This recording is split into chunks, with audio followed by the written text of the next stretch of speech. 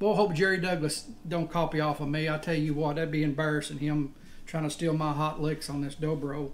Hey everybody, welcome back to the Bluegrass Farmer. I've got another instrument for you. This is the last one of the series. This here is a Dobro. I'll let you see the headstock here. It's an actual D-60 Dobro. And this Dobro was probably purchased, and I'm going back on memory here now, probably around 1983, 84, somewhere along in that. And my dad ran across it, and he called me up one day or told me, he said, "Got a Dobro? You want one?" I said, "Well, yeah." I said, "Yeah, let's get Dobro." So we bought the Dobro, and this is what we've got. And again, I'm gonna do another disclaimer here, like I did on the mandolin. I am not a Dobro player at all. I love listening to them, that somebody can play them, and I like tinkering around with it. But as far as me being a Dobro player, I am not. A lot of history with this Dobro as well. I don't know if you all have ever heard the name of Matt Despain. Matt and I played in several bands back years ago. Matt, of course, played Dobro. He came on with a band that I was in. He came on board in that band and he and I played for 2 or 3 years in that band. Matt and I decided that we wanted to go to another route in the music, and Matt and I left that band and started another band that went on for 4 or 5 years. Traveled quite a bit with Matt, playing music and stuff like that. Later on, Matt decided that he had a chance to go professional, and I was heartbroken that he wanted to leave the band, but I totally understood his dream, and he needed to follow that dream, and he did. So Matt left the band and went on to play with Charlie Sizemore band. He left Charlie Sizemore, and I think he went on to play with the Osborne Brothers for several years. And then at the very end of his playing, he played Dobro with J.D. Crowe in the New South. So Matt and I go back a long way. It's been years since I've seen Matt and talked to Matt. But Matt actually had a hand in this Dobro. He put a brand new, I think you'd call it a spider cone. Is that what it's called? But Matt, when I let Matt play this, he looked at it and played it, and he said, "You know, I think we can do a whole lot better with this and really give it some punch." So I was like, "Well, yeah, I'm all for it if you want to do it." So Matt came over here at the house one night and brought a brand new spider cone and reset up the Dobro and everything and got it all fixed up. And of course, Matt, you know, he just took this thing and just burned it up. And it just made it 20 times louder than it originally was.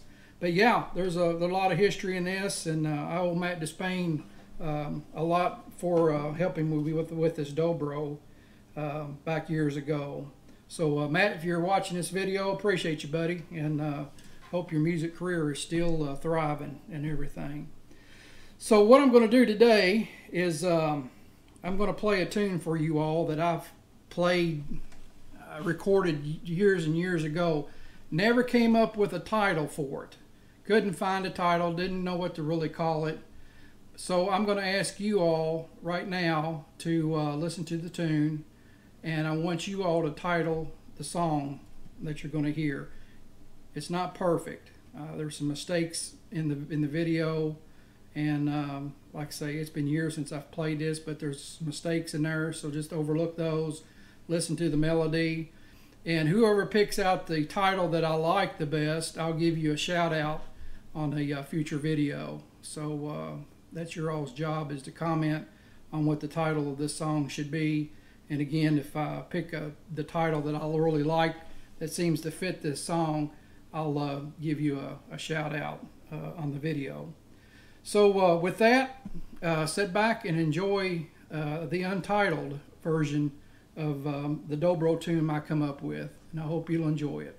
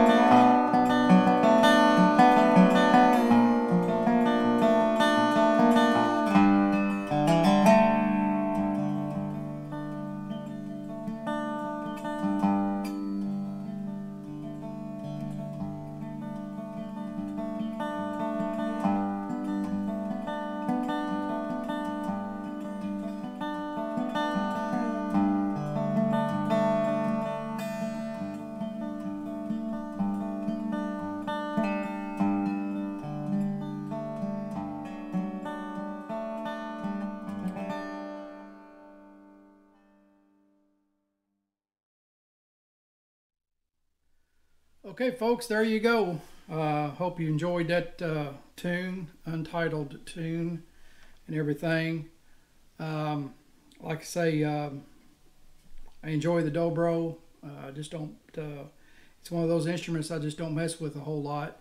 I've recorded with this on a couple projects, but like I say, it's a tricky instrument.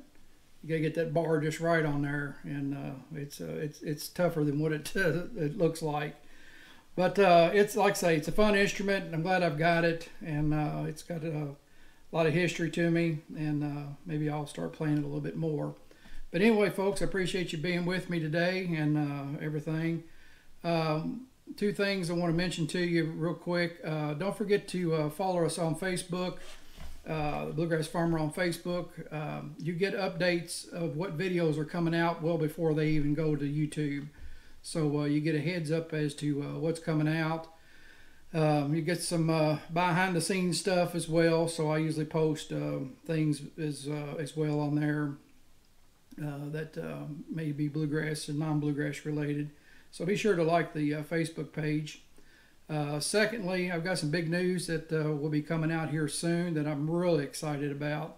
In one of my videos, I said, you know, we had something coming up, and it's finally going to happen, and I'm excited about it.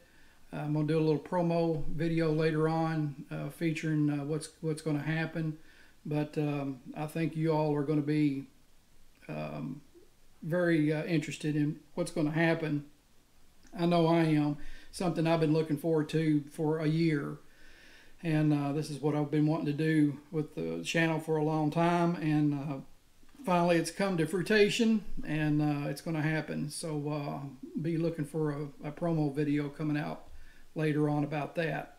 So with that, folks, appreciate you being with me today, and thanks for hanging with me on the dobro. Hope you enjoyed it, and as always, keep your fingers loose and your strings tight. We'll talk to you again on the next Bluegrass Farmer video.